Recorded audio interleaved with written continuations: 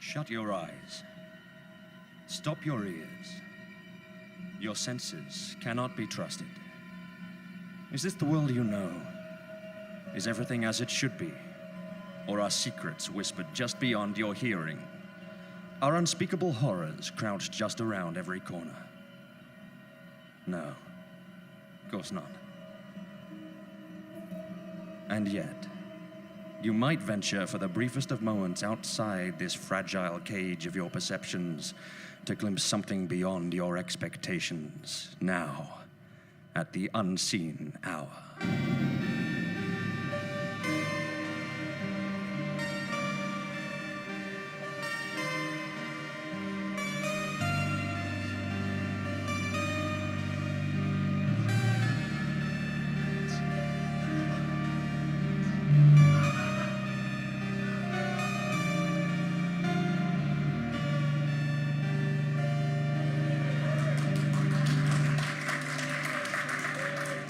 We begin our story as one Rufus Strideforth, clerk, 4th class, neatly packaged in Harris tweed, barrels his way through the labyrinthine corridors of the Office for the Obtainment, Examination, and Entombment of Out-of-the-Ordinary Objects, or OOIU, bound for an appraisal of his performance at the much-maligned Loans Department.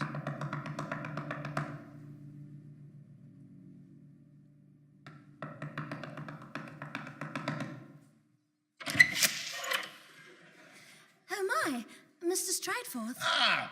Miss Birch. Good, blimey. Hello. Good morning. I'm afraid the doorways in our little corner of the bureau are not suited to such ample shoulders. Let me help you. Thank you. Damn these manly shoulders. Might I say you're looking lovely this morning, Miss Birch. My goodness, but that's quite against the guidelines. Yes, the guidelines. Let's see. You are behaving in a professional manner. Oh, stop, Mr. Strideforth. You're such a flirt. Go along and see Administrators Kent and Yagchek. They're waiting. Of course. If you wouldn't mind. Clerk Strideforth, you are late. You'll report immediately. Here it is. I see you take pride in your presentation. I respect that. For what do we even have a loans department? This is an office for the obtainment, examination, entombment, and of out-of-the-ordinary objects. Ooh. Not a lending library. Information must be carefully controlled and hidden away. Take it easy, Miss Yagchek. We can't go changing the way things are. The way things are is the foundation of order. Aha! Look here, Strideforth. You have an item overdue. She's right. A book. The Helionomicon, out on loan to an Albert Grick, high priest of the terrible cult of Sol Indiges, due for return 15 minutes ago. What do you have to say for yourself? Golly! I suppose I could go and have a poke around. Are you as much of an imbecile as you are a human being? Which is to say, an enormous one? The terrible cult of Sol Indiges is one of the most vicious, despicable, disorganized, deadly groups of cutthroat, doomed zealots known to man. Beware, Achtung! Warning, beware! Do not by any means approach them. They will strip your skin off your bones and burn it into a crisp. I'd guess they could light and heat their entire church for a year on the skin of your expansive forehead alone. This is a serious overstrike, Strideforth. There will be consequences, reprimands, severe reprimands. Hand over your badge and rubber stamps. Oh, no! Is that the time? I must... Company watch, hand it over. Oh, no! Well, I should probably toddle along. Company shoes. Oh, no! I'll keep my mouth shut. Company teeth. Damn! There will be further reprimands as soon as we have consulted the advance guidelines. Wait here, dimwit. Oh no! Badge badgeless, watchless, bootless, and toothless. What will become of me? Mr. Strideforth, are you all right? Oh, Miss Perch. I am. I have never been better. Now that you are here, I feel I could do anything. But Mr. Strideforth, the guidelines... The guidelines be damned.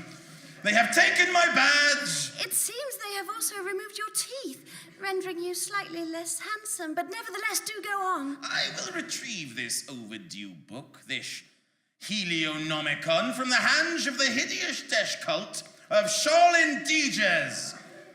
If you will only say you feel for me as I feel for you, I know I can do anything. Mr. Strideforth, I do. And look, Secretary Kent has left behind his warrant and identification, the documents that convey the excessive and devastating power of the administrators of the Office for the Obtainment, Examination, and Entombment of Out-of-the-Ordinary Objects. Ooh. I will steal this identification and warrant and use its excessive and devastating powers to achieve my ambitious ends. Let's go at once, Miss Perch. Wait! Before we go, with my newfound freedom, I will satisfy my curiosity by eavesdropping at the door of one of these top-secret bureau interview rooms. Let us listen.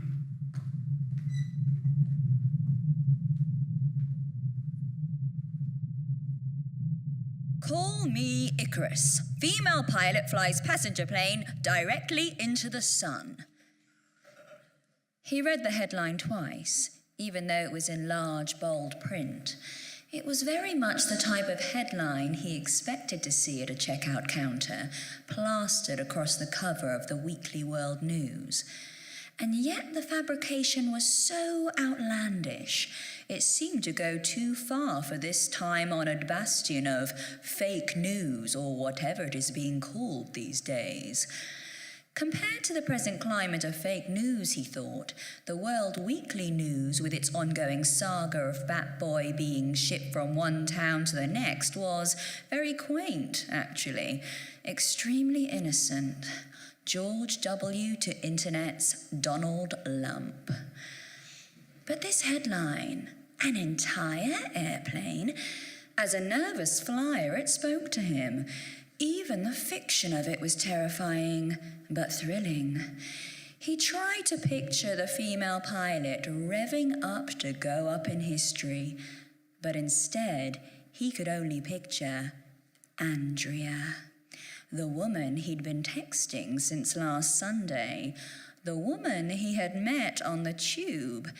In his mind's eye, Andrea was wearing a hat a bit like the one he saw an actress playing Amelia Earhart wearing in a musical someone once took him to.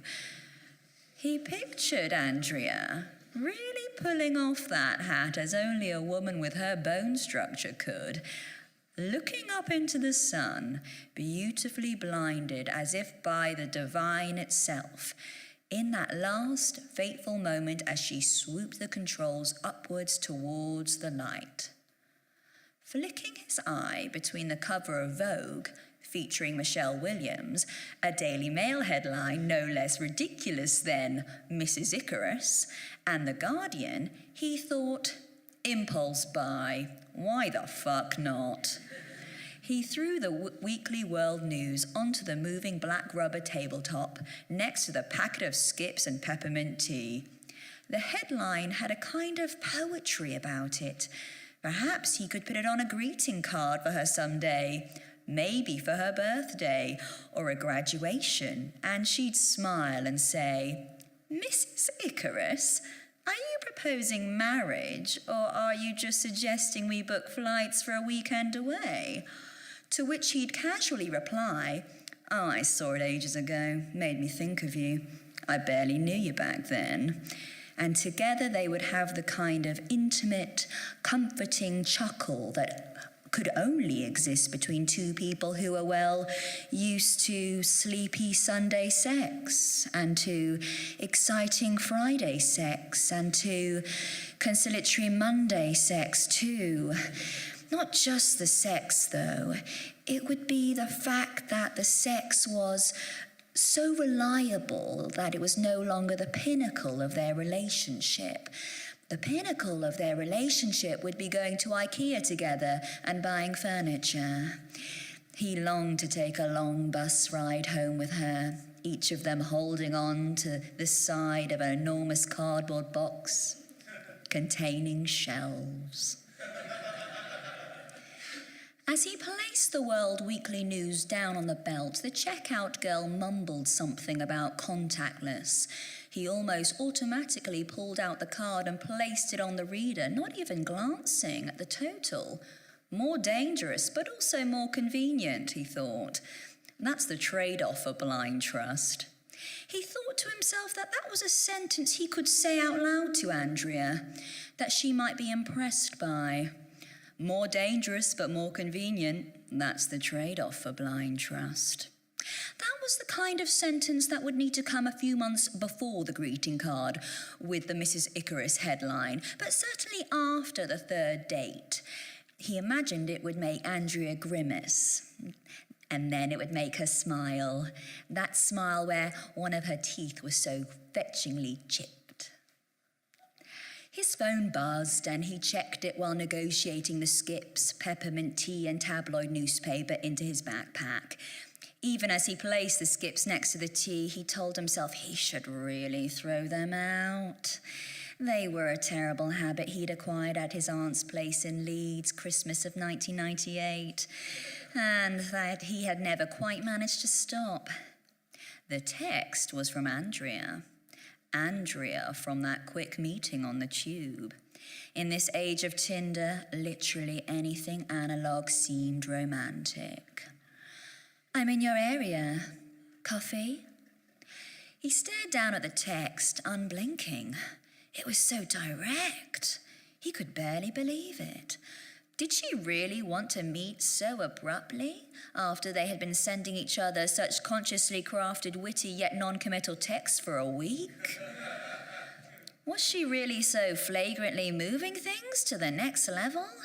Her boldness impressed him. He thought of Amelia Earhart. He looked around the Tesco, desperate to find a response. He texted her back, "Costa coffee in the Tesco, ? Then immediately regretted it. Had he really just asked Andrea, his future, to meet him in a Tesco? What the fuck was wrong with him? He even considered texting her back, but then thought of those 3 little dots on the screen might show weakness, and he thought better of it. And yet, her 3 little dots appeared and began their magical dance of fright, that continuously renewing ellipses, like their futures had a heartbeat and that this was the monitor, ensuring him that their relationship was just about still alive.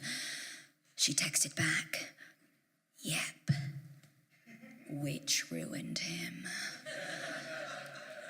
He walked over to the Costa and ordered a flat white, feeling so horribly pretentious for that order, and yet half-assed in his pretension as he spoke those coffee elite words aloud in a chain coffee shop. He wondered if he should have waited for her to arrive before daring to make the order. "Call me Mrs. Icarus. Female pilot flies passenger airplane directly into the sun," she read aloud. "This newspaper is ridiculous. Look at the date on this. Isn't this 10 years old?" He admitted that yes it was. Did he remember the circumstances under which he'd bought it? No, he didn't. There just seemed to be something romantic, maybe poetic about the headline. Had he ever read it? No.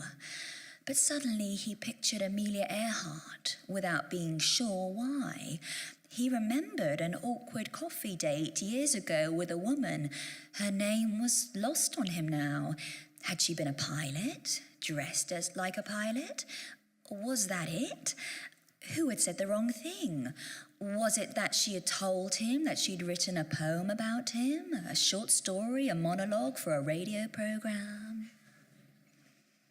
He remembered that whatever it was she'd said, It had left a bad taste in his mouth. Like he was someone else's creation. Like suddenly his inner monologue belonged to her. Was spoken in her voice. In fact, he thought he was hearing her voice again now, narrating his thoughts, even as he remembered her. Like he didn't have his own body. This madness had returned. He realised even if he hadn't seen this woman since that coffee date at Costa, 10 years earlier. This madness of feeling like he was being seen, described, imagined by somebody else. His sister folded the tabloid up and said, "I'm throwing it out. You don't need this." And he didn't. Of course he didn't. His sister was decluttering for him, claiming it would make him feel better, but he didn't even really need that bit of generosity, did he? But maybe that wasn't the point, he thought. Needing people wasn't the point. Perhaps it would have been worth being blinded. It would have been worth it just to touch the most banal, the most divine, the thing that would surely have destroyed him. The side of a cardboard box with shells from IKEA nestled inside. He snatched the newspaper back from his sister's hands and said, "I don't want to throw that out."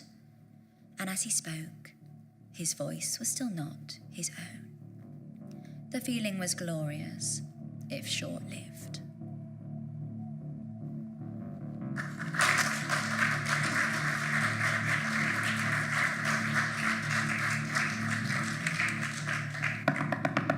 I demand to be admitted. The terrible cult of Indiges has crossed the wrong clerk, 4th class. Oh, it's not that. What's all the I elbow? will break this door down if I have to.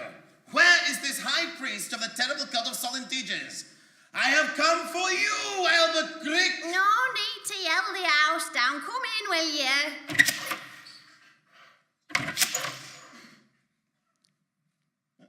Where is he? Where are they? Where is it? Call what now? I've never heard of it. I'm afraid it's going to be a disappointment, dearie. What about that door there? That's the, kitchen? Damn, I imagine he's telling the truth. This is a dead end. Oh, failure! Oh, all my ambition! All my hopes and dreams come to naught! What are we going to do now, darling? Labour exchange? Pub? Trying to sneak into the church, are we? Who said that? I see no one but this mangy-looking goat. Yup, that's me, hello. I know, talking goat. That's what happens when the terrible cult of Indiges attempts a ritual sacrifice without the planets in their proper alignment. Previously a human man, now transmigrated into the body of this goat. Just a bit about me there, in case you were wondering. Did you say the terrible cult of Indiges? Yes, I did. I will say it again if you like. That will not be necessary. Is it here? Yes, you were cleverly misled by that pair of barely animated cadavers into believing that it was not. But the truth is that his supposed kitchen door is in fact the immense oaken and iron-girded church door of the terrible cult itself. But how in the world will we get inside? I have discovered, in my short time as a small goat, the useful misdirectional properties as well as the deep pleasure of chewing upon items that upon which one is not ought to have chew upon. I had noticed the distress you are putting upon my shirt cuffs. Had they not been of the sturdiest tweeds, I am sure they would have been utterly destroyed by this time. Now I will direct my attentions towards this decrepit duo who guard this incongruously large door. Oh, you little pest, get away! Oh, you're quite ruining the lovely knees I had from my mother. Oh, My beautiful hair, calf. I've been growing it out since 1945. Quickly, Rufus, while the goat is at them.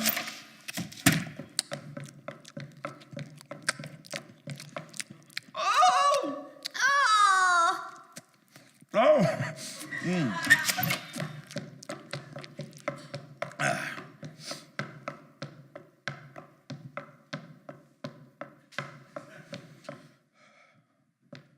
Some of these ex-council places are quite spacious, aren't they? Quiet. Look there. Hold this between your cheeks, lie perfectly still, and we'll simmer you for another 20 minutes. Okay, you're the boss. Halt! What you are doing? If I am not mistaken, you are High Priest Albert Greek, and that in your hand is the dreaded Helionomicon, a book of inestimable power, which, it is my duty to inform you, is overdue! Featherstone, you fool. Did you forget to renew the loan? It's just a tossing book. I knew that you would be our undoing.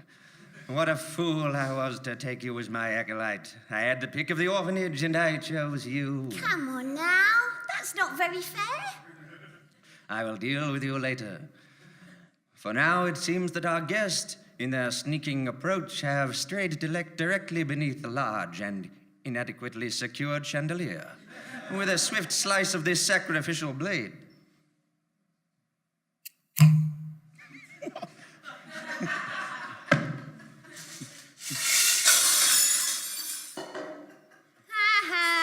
You dummies. Blast, we're trapped! Hopelessly trapped, I'm afraid. Entirely at the mercy of High Priest Albert Greek of the terrible cult of Indiges, and I, High Priest Albert Greek of the terrible cult of Indiges, have no mercy. Twice in one sentence. You are utterly defenseless, Strideforth, and now you will meet your fate. As I bind you both hand and foot, I will permit you one last request. I would like a bowl of whatever that is that you have on the stove. Featherstone, bring our guest a steaming hot bowl of singer-songwriter Cat Flint. Coming right up.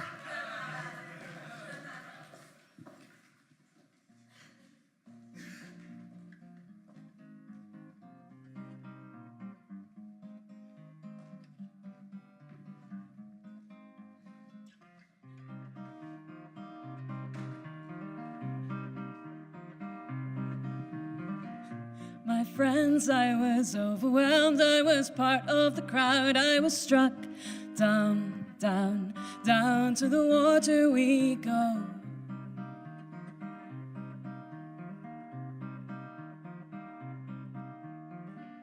We move like a beast of many bones, we are born in the hands and out in the water so cold. We are diving for pearls and for gold.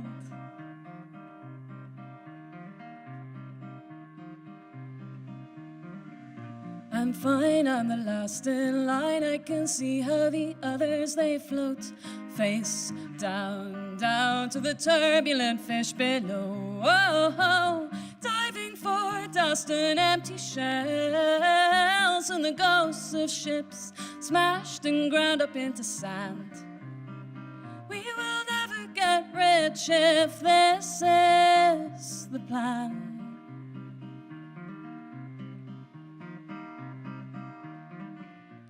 Here is a brave new beginning. I'll leave my name on the shore. Oh, carved down into the dirt.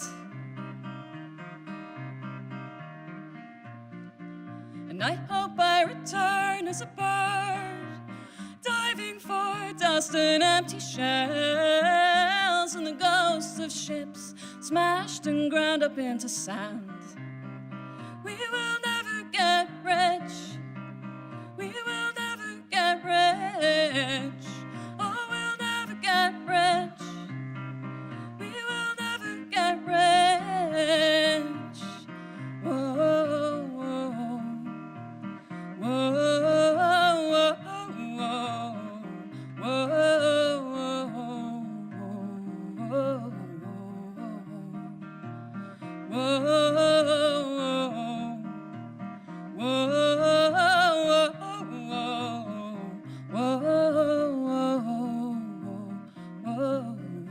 and ships are ground up into sand, and then shells are ground up into sand, and if stones are ground up into sand, then our bones are ground up into sand. Ships are ground up into sand, and then shells are ground up into sand, and if stones are ground up into sand, then our bones are ground up into sand.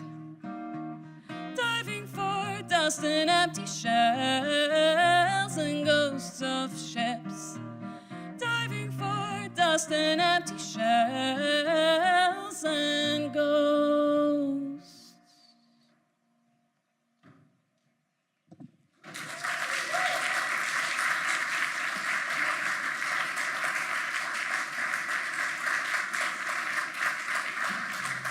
See, Strideforth and Miss Perch, the terrible genius and power of the Helionomicon.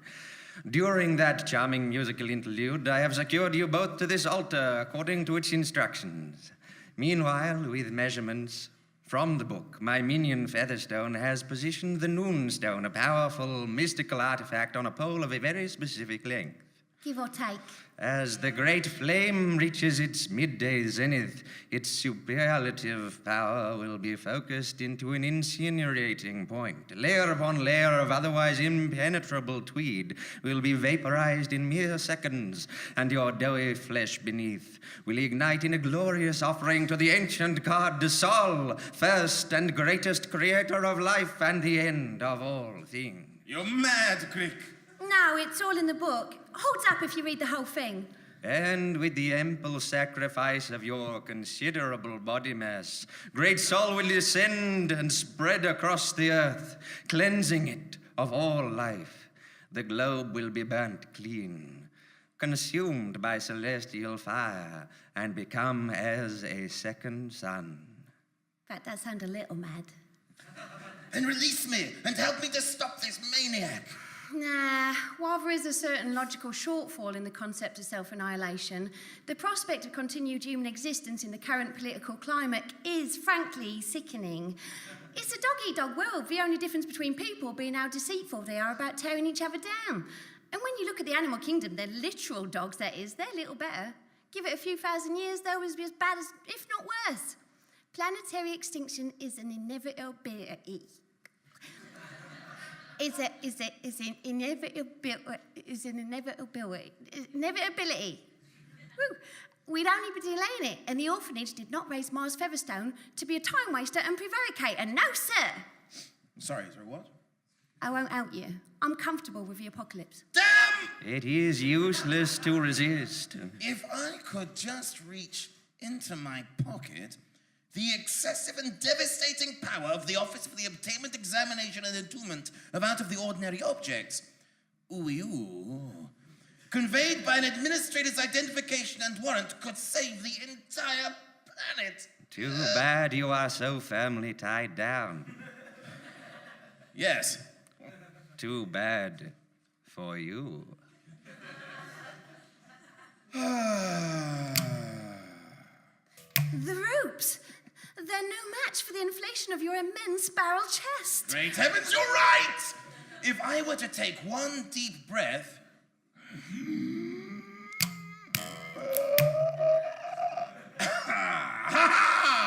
3! Blast your manly chest. Not today, Grick! I hereby reclaim this overdue book with the full administrative power of the Office of the Obtainment, Examination, and Entombment of Out-of-the-Ordinary Objects. Ooh-yoo! The Helionomicon is an ancient and powerful artifact. It belongs in an unmarked wooden crate deep in the dark recesses of an endless warehouse amongst innumerable identical unmarked wooden crates. Behold the administrative identification and warrant! No. Cower before my authority! Come, Miss Perch, these ropes are no match for me now. I have the excessive and devastating administrative power of the Office for the Obtainment, Examination, and Entombment of Out-of-the-Ordinary Objects. Ooh-yoo! I have the fierce Helionomicon and dominion over all the acolytes of the terrible cult of Sol Indiges. No, we're not having that sound effect. Join me, Miss Perch, and none shall stand against us. I will rule the world. Oh, whoops. Oh. Miss Perch, seem to have accidentally knocked the fearsome Helionomicon from my hands. And now you appear to be accidentally repositioning the dreaded Noonstone, apocalyptic tool of destruction. Thank you, Rufus. Thank you for freeing me from those ropes. Thank you for whisking me away from the monotony of the Bureau's offices. Thank you for loving me. You're welcome. And thank you, Rufus, for bringing the excessive and devastating power of an identification and warrant of an administrator of the Office for the Obtainment, Examination, and Entombment of Out-of-the-Ordinary Objects to my beloved Doom Church of Indiges! Noon! Wrong sound effect. Yes, noon, and the Noonstone in position. Oh no! My identification and warrant! May flames engulf the earth for 100,000 years! Welcome, great soul. Ah! Blasted fire everywhere! What a mess!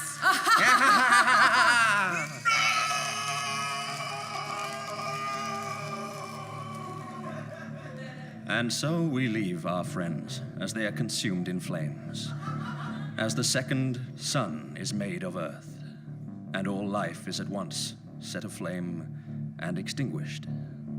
And you, dear listeners, must return to your lives. Return to the hollow sham of your reality until the next unseen hour.